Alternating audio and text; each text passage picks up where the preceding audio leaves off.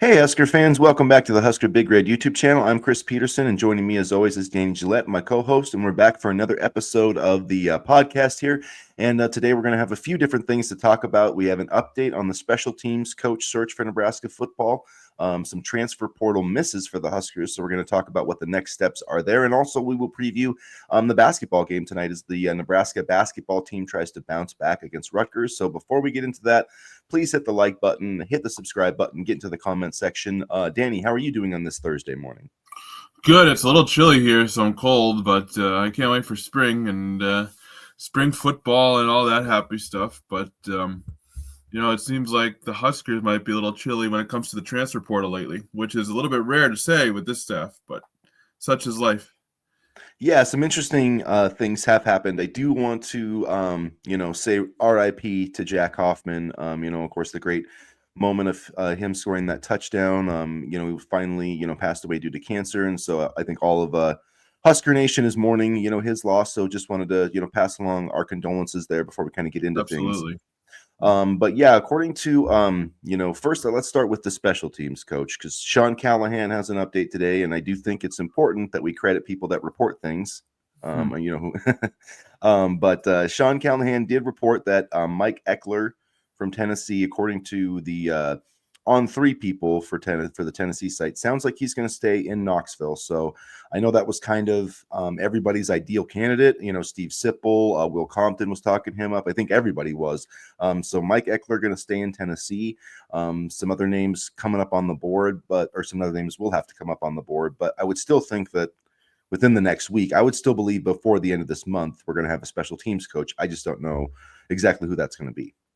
Yeah, no insiders here. We always love to credit our sources, and yeah. So Mike Eckler staying at Tennessee, he was a guy that I was excited about, and many Nebraska fans were excited about. But now the question becomes, who are the options for Nebraska as a special teams coach, and you have to think based off of Matt Rule's coaching track record that it will be somebody he's familiar with, somebody he may have even worked with before, and so you kind of wonder A, who that's going to be, and B, when it's going to be announced, because honestly I thought they might have already named somebody by now, but a name that I kind of don't want to pivot to, but think might be an option is Mark Scott, who was the quality control and special teams coach at Baylor. And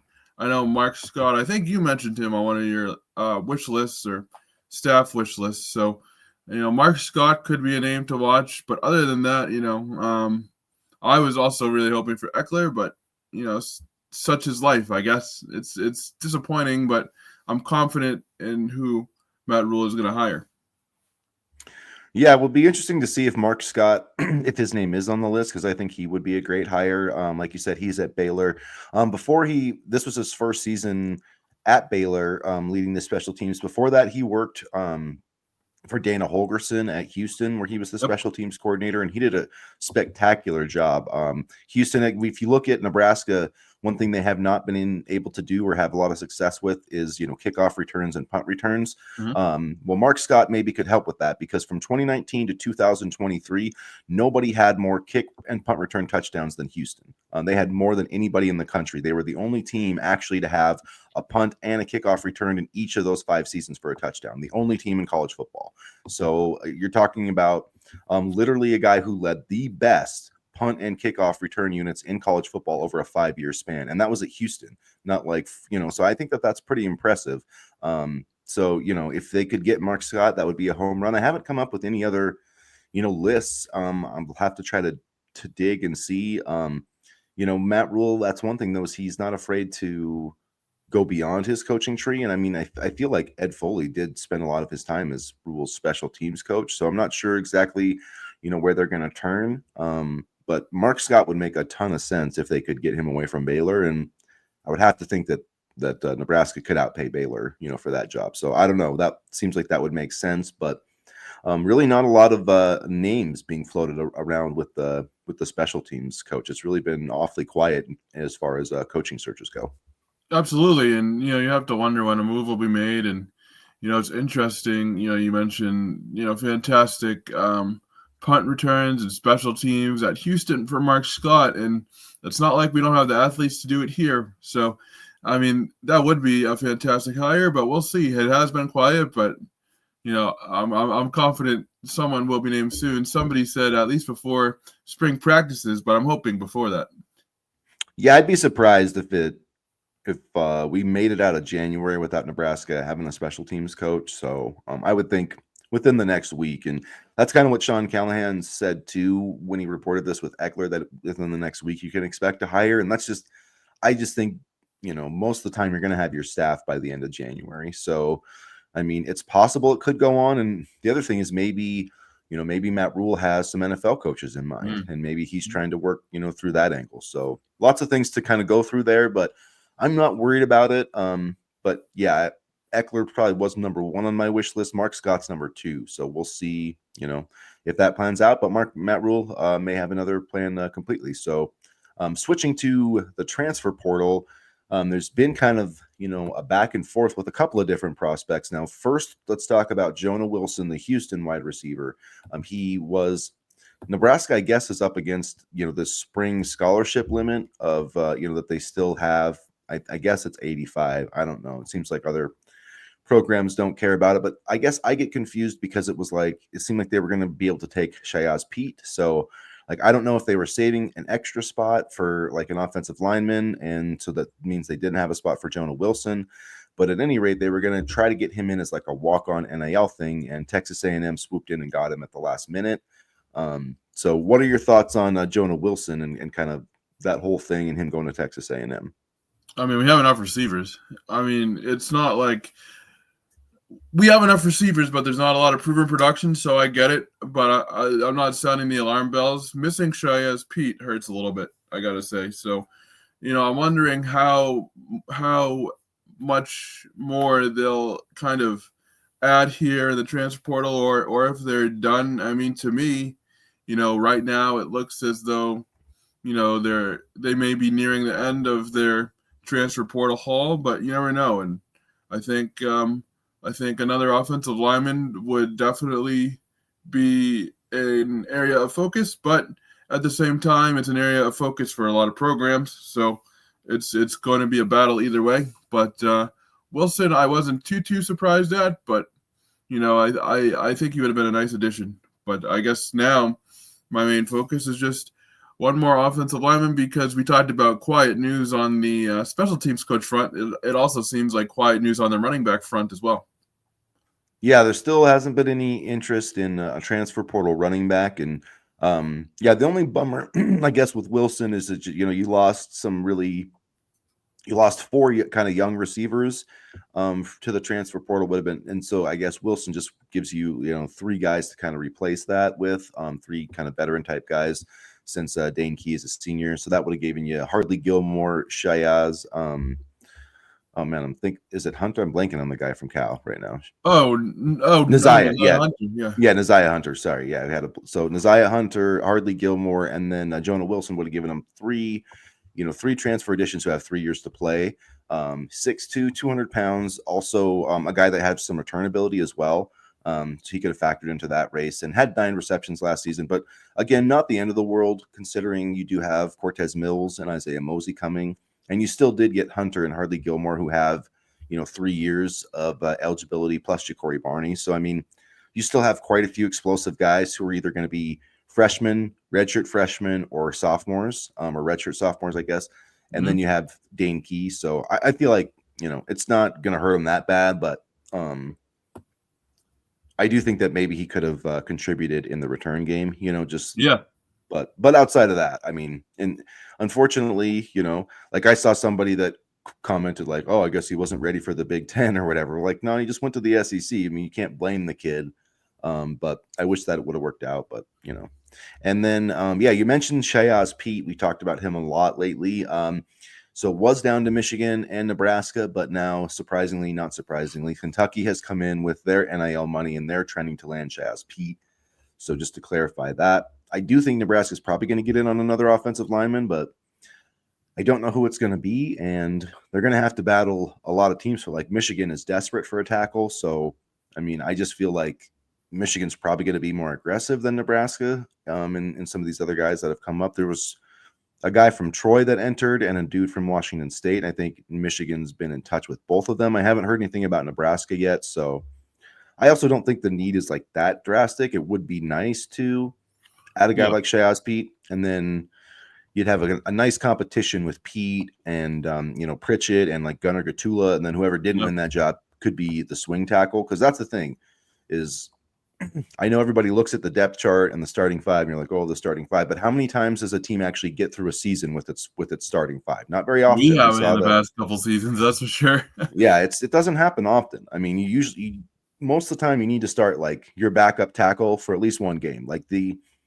chances of a college football team having both starting tackles making it through an entire season, it's just not that. I mean, it can happen, but you have to be prepared for, that third tackle to play. And right now it's like, who is that for Nebraska? If we got Pritchett and Gunnar Gatula is the second guy, who's the third guy that, they're sending in there if, you know, Pritchett sprains his ankle and they need someone for 10 snaps? Who's going in the game? Is it Grant Bricks? Is it, you know what I mean? So that there's still some question marks, I think, at offensive tackle. And you mentioned Grant Bricks. I wouldn't be opposed to seeing him get some snaps and play this year. I really wouldn't be. I mean, sure, he's young. Sure, he needs a little bit more experience, but I think he's pretty talented. And I'm getting to the point, and I think honestly, programs are getting to the point where if you don't start some guys, they hit the portal like there's no tomorrow. So, I think Bricks would be an interesting kind of addition to the offensive line mix, and I think you're going to see a lot of the younger guys, like Gibson and Preston Tamua, and guys like that really make their mark this year. Yeah, it'll be interesting to see, where they play Grant Bricks. I think if they play him at guard this season, I think he does have a chance to start. Just it seemed to me in the past that they wanted to move Justin Evan Jenkins over to center, and then so that would seem to open up a spot at guard. I know Sam Sledge probably will be in the mix there. Don't forget about Teddy at tackle too. I forgot about Teddy. I mean, Yeah, we if he haven't comes back, yeah.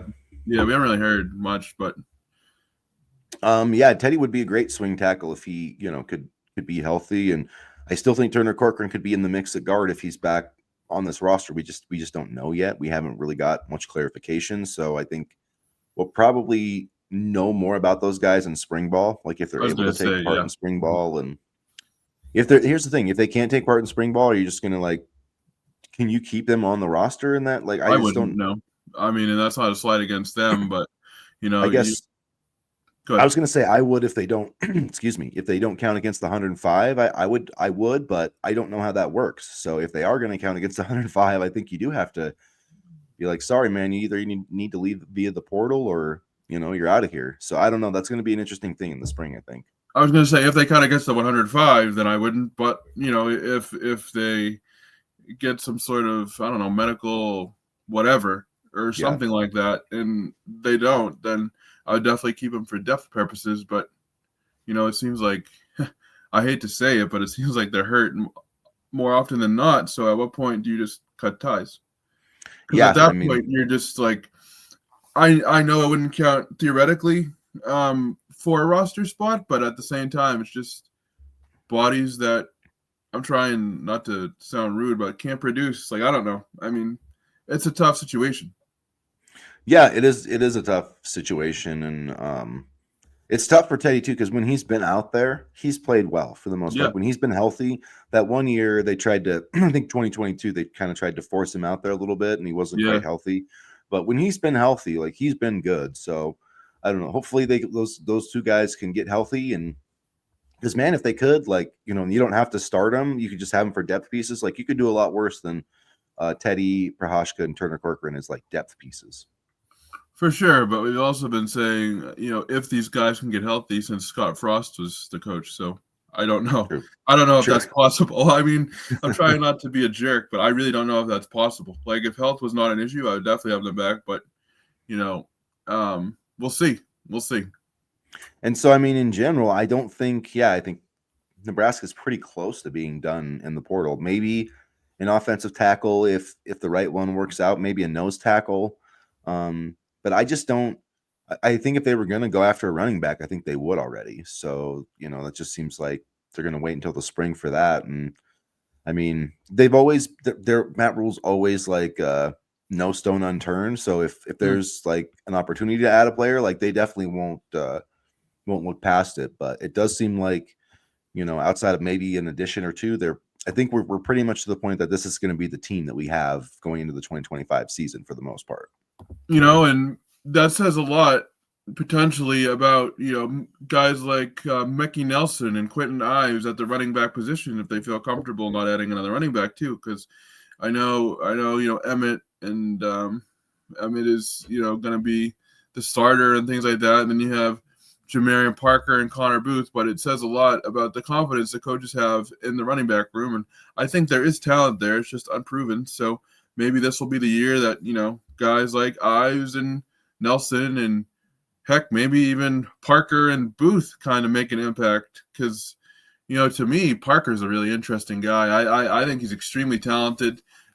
He's a very hard runner, very explosive, and on that token, I think one of the more wild cards in the best sense of the word is Connor Booth. I think he's very under the radar and extremely talented player. So maybe this is the year that they kind of really kind of take that, the training wheels off the freshmen and get them some playing time.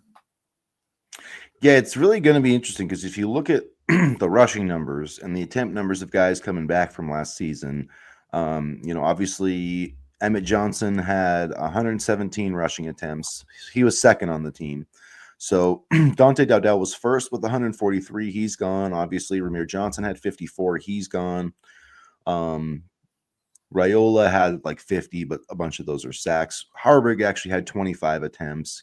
So Harburg actually was like third on the team in rushing attempts, actual rushing attempts, because Raiola's he has 50 attempts, but like a lot of those are sacks and kneel downs and yada yada yada. So going into the next season, you've got Emmett Johnson with 117. You've got Quentin Ives, who's got 6 career carries for 7 yards, and then Mickey Nelson, who has 1 for 2. So I mean, really not a ton of experience. So I mean, it is a little bit of a risk, but it seems like that's a risk they're willing to take right now.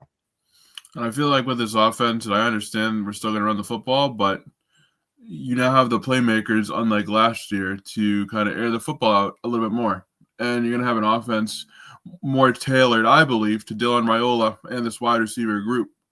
Because last year it was just a hodgepodge mess, and that's why Dana Holgerson came in. But, there's still going to be a lot of running the football, but I think it's going to be more focused on trying to air the ball out.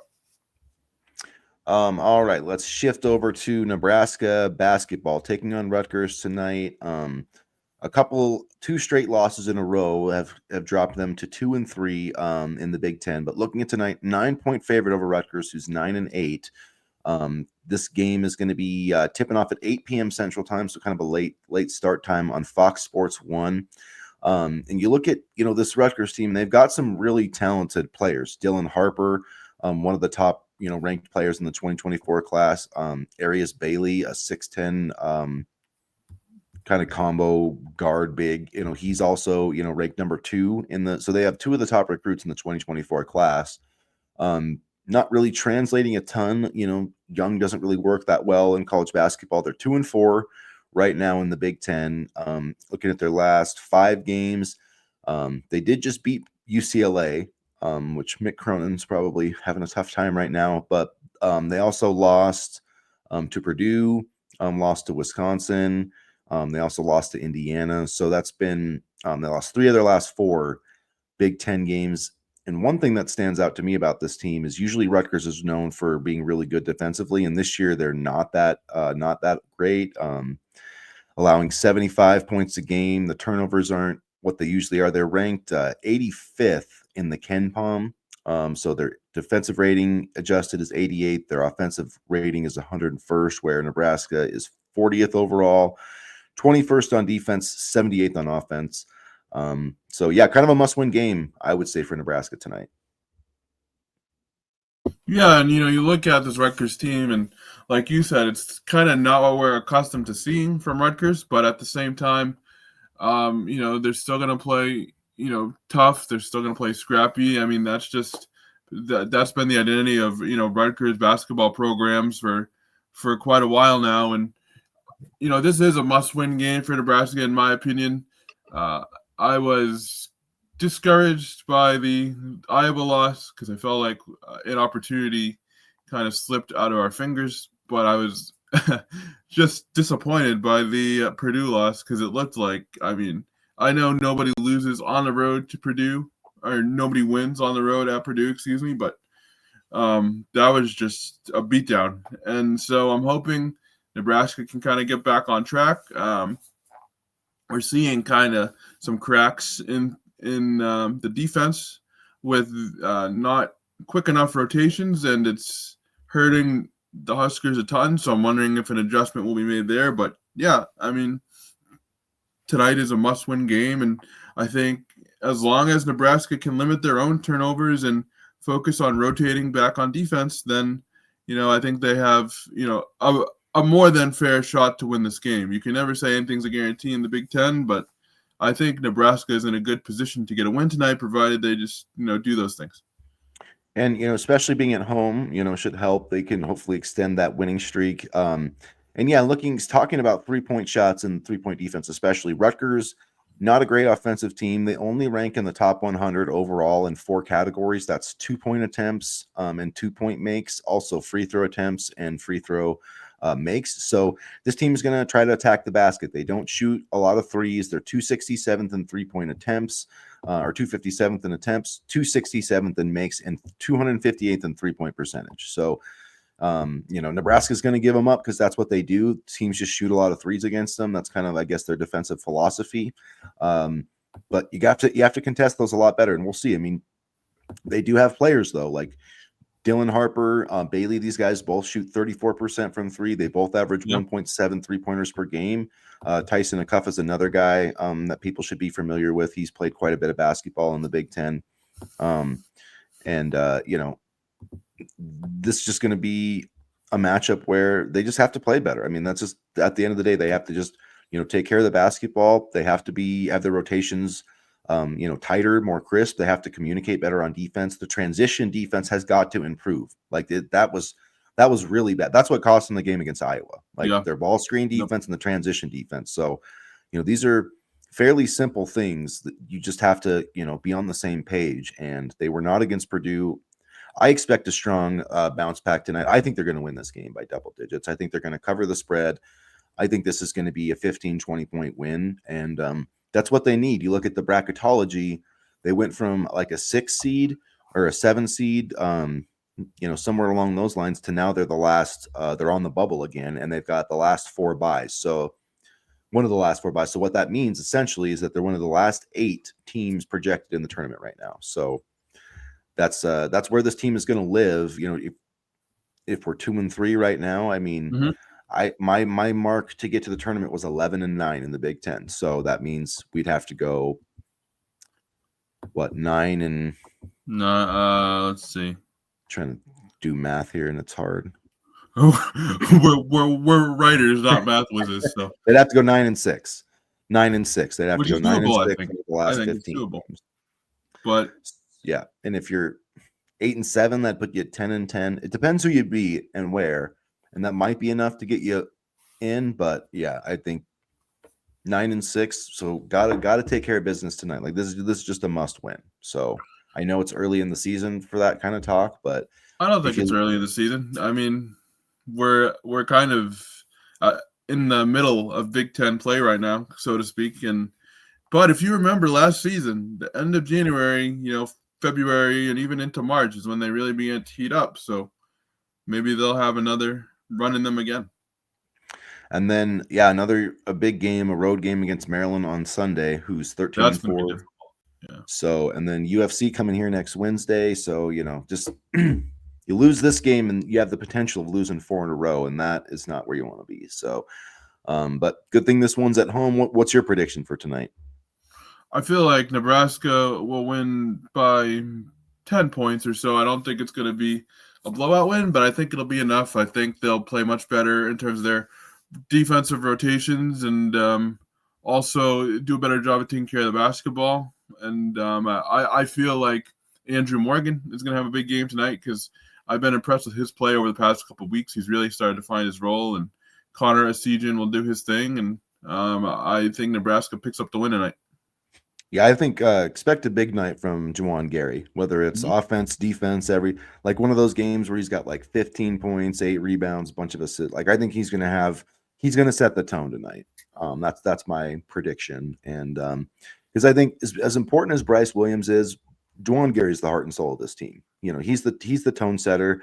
Like look at the Creighton game, man. Like he came out in the first few possessions and set the tone. He was like, "We're beating these guys," and you know, when he gets like that, like this team just gets to another level, and he knows how important this game is. So, like, I think we're going to see prime Juwan Gary tonight, and I think we're going to blitz Rutgers a little bit. They'll keep it close and competitive, but I think for most of the game, we're going to be leading by like double digits. That's what I hope happens. Man, I wish him and Bryce had another year of eligibility, but I mean, it's gonna be one of those. Both of these guys have made such an impact on the program, and Gary's been a great story, especially with some of the health issues he's had over the past couple seasons, and the way he's bounced back and played a pivotal role for this team is really something special. It's going to be fun, though. Yeah, it'd be fun to have them back with Rink Mast, but it is going to be nice to have him and Berkey in the front court next year. That'll be a fun little pairing. Yeah, it will be. I'm excited for Rink because I feel like with this addition of this team, you got a lot of guys coming back next year, so. Um, I think Rink's addition will be welcome. His return, Yeah, I should say. yeah, his return. Yeah, because like a Sejan will be back. So Berkey will be back. We'll need a new point guard. Won't have Raleigh back anymore, or Tyler Eulis or Aaron Eulis, excuse me. So yeah, there'll be some work to do, but Fred does work in the portal, so we'll get that stuff done, and Yeah, he does really well in the portal, actually. there'll be some nice pieces to build around, so that always helps. Yeah, for sure. And both the football and basketball coaches have done well in the portal, so that's definitely encouraging and shows that they've adapted to the modern college sports, so to speak, which is important because some coaches haven't. Dabo Sweeney just got reminded that there's a transfer portal this year, and now he's doing a little bit better, but he wasn't a fan of it, and I think it's cost Clemson. So I'm glad to see that Nebraska coaches have been able to adapt to the portal and adapt to this new age of college athletics. Yeah, it'll be interesting to see how that keeps going with revenue sharing and all that type of stuff. But yeah, guys are We're going to see finally contracts soon, I think. finally getting I think we will see some contracts, finally getting a clue of what like Dabo Sweeney and guys like that finally getting a clue that this isn't going anywhere. I did want to mention for Mhm. before we go, Friday night there's going to be an exciting wrestling match at I think it's going to be at the Link. I want to say I can't remember, but it's Mark Manning is definitely trying to get the Nebraska fans there because they're hosting number 1 Penn State, so it's going to be number 7 Nebraska, number 1 Penn State Friday night. So that's going to be a really fun duel. So keep your eyes out for that. The Nebraska wrestling team just beat Minnesota last week, who is number 6 in the country. So Mark Manning has them doing some strong things. And then also the women's basketball team, they'll be playing tonight against Iowa in Iowa City. That's also on the Big Ten Network. That's going to tip off at 6 p.m. Central Time. So Nebraska basketball fans, man, you can check out the Husker women taking on Iowa at 6, and then you got the men taking on Rutgers at 8. So what else could you ask for? And then the baseball team ranked 24th overall in the D1.com preseason poll. I'm excited for baseball this year. I really got into it last year. The problem last year was trying to find the games. Stop me if you've heard that before. But I'm excited to watch this baseball team this year, and I think Will Bolt is has a lot of talent and is leading the program in the right direction. I wasn't sure even a couple of years ago if Bolt was the guy for the job, but he's proved me wrong, and I'm excited to see what the baseball team can do this year. Yeah, I'd say that Nebraska is probably the Big Ten favorite right now in baseball, and then the softball team as well, number 21 ranked in the country. And Jordy Ball is coming back. She's on a number of what she's number 2 on like the Athletics top 100 watch list for softball players. She was ranked as the number 2 pitcher, which I'd take her over anybody. So I don't care what anybody else says. I'm just really excited to see her get out there. And that was a horrific injury last year. And so I really want to see her do her thing in a Husker uniform. And with her, I mean, this offense was really good, the softball team last year. And like, if you get a pitcher with an offense, like you can do a lot of things. So I think I as excited as I am for baseball, I think softball can do even more damage because when you have a pitcher like Jordy Ball, like I think you have a chance to win a national championship. So we'll see. At least get to the College World Series. I agree. Such an electric player, such a a fantastic pitcher, and I think the spring is going to be fun for Husker athletics. And well, we'll have to see how both teams kind of play things out. But I think we could see some deep postseason runs in the near future. Wouldn't mind another Big Ten baseball title for sure. No, Wouldn't mind that at all. was a fun weekend. I remember watching that all weekend when that happened, and that was a fun weekend. So I'd be down for another one of those. That I would too. So we'll wrap it up there, you guys. Thanks for checking out the channel. Please hit the like button, hit the subscribe button, get in the comment section, and as always, go Big Red. Go Big Red.